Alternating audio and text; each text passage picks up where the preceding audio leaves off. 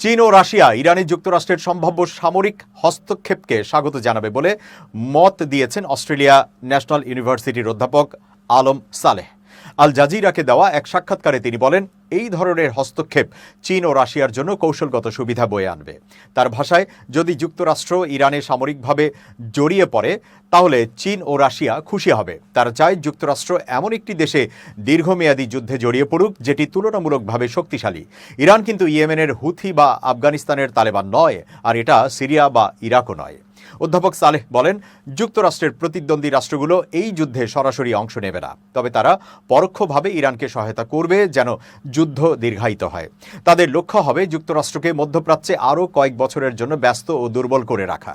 চীনের প্রধান উদ্বেগ যদিও তেলের সরবরাহ এবং বাণিজ্য অব্যাহত রাখা, তবুও এই সংঘাত দীর্ঘ হলে চীন উপকৃত হবে বলেই মনে করছেন বিশ্লেষকরা। একইভাবে রাশিয়াও এতে রাজনৈতিক ও কৌশলগত সুবিধা পাবে বলে ধারণা। বিশেষজ্ঞদের মতে, এই পরিস্থিতি মধ্যপ্রাচ্যে নতুন করে উত্তেজনা সৃষ্টি করতে পারে এবং বিশ্ব রাজনীতিতে বড় ধরনের প্রভাব ফেলতে পারে।